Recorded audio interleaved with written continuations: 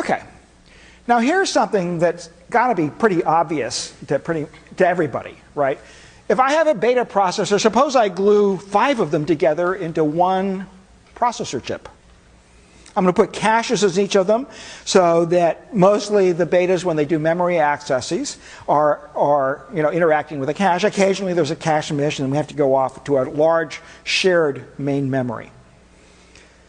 And the notion is we'll be running a different process in each of the betas. And so that's what you've bought. You've bought a 2-core or a 4-core Intel processor.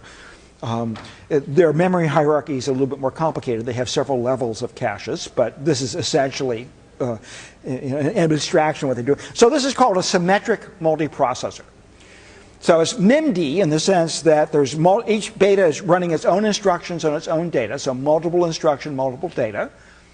And to the extent that these guys have to communicate with each other, they can use semaphores, they can use shared memory buffers, they can, whatever you want. So, and we've talked a lot about how to program things. We have producer threads and consumer threads. Well, now they can all be running literally in parallel on different processors.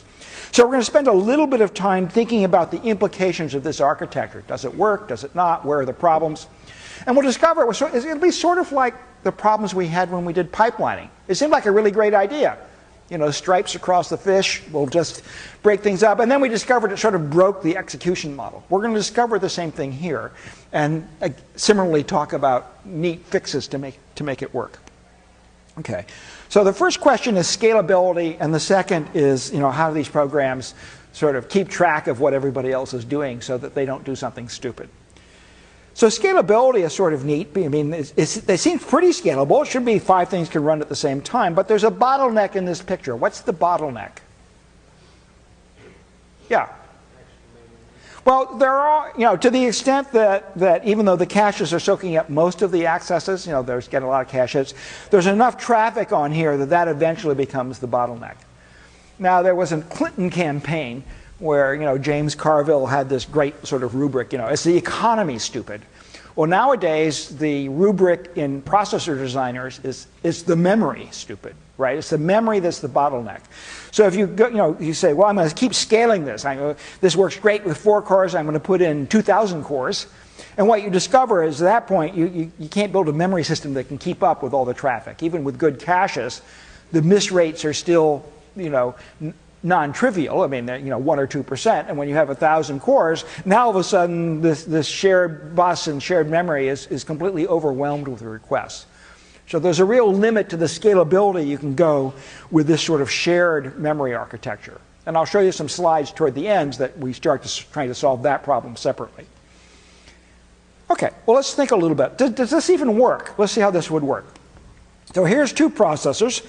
Process A is going to run on P1 here, and it does these 2 steps. It sets a value to a variable and prints the other variable. And the variables are living off here in shared memory. So 2 variables, x and y.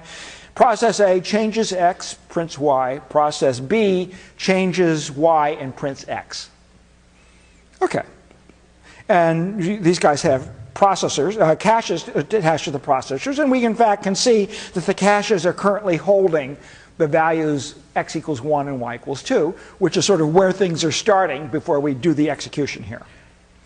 Okay, so what are the possible outcomes? Let's actually watch this work. Well, we go along and process A sets the value of x to 3. It changes it in its cache, and then goes off and prints y, which it finds in its cache. It finds this 2, so it'll print 2. Process B changes the copy of the y in the cache to 4. Says print x. Oh, that's okay. I'll go off and print the copy of x in my cache, which is 1. And in fact, independently of how I chose the order of execution here, assuming that all the memory accesses are hitting in the cache, and they would because we have both the x and y memory locations in the cache, we discover that these, whatever the order we go between these 2 processes and say you first, and then you run, and then I run, and so forth and so on, the program always prints 2 and 1. Right? A always prints 2, and B always prints 1. And that's great. It seems like, okay, looks like this model is working well. Okay. But just to double check, let's actually see what would happen if instead of running the 2 programs in parallel, we run them on a single processor and sort of timeshare one processor between them. And now, since we're running back and forth here, the sequence here matters. And we can see sometimes X is changed before it's printed, and sometimes it's changed after it's printed. And we look here, and for each order of execution now, we can see that different things get printed. And you're looking and say sometimes the programs print 2 and 3 if the order of execution is this. Here down here it's printing 4 and 1. So that's great. But what's, you sort of say, well, okay. This seems to suggest that depending on the order of execution, the meaning of this program is different. But what's weird about this, if you look at these values and you look at the values on the previous slide, what do you notice? Well, what you notice is that 2, 1 didn't correspond to any interleaved execution on a single processor. So this, now we're sort of getting down to the real nub of the matter of what is the meaning, what's the semantics. If I give you a program that's meant to run in parallel, what do I expect the answer to mean? Well, one such answer is called, to the semantic question of what do these programs mean, what should I expect as legal answers, is that execution should correspond to some interleaved execution on a single processor.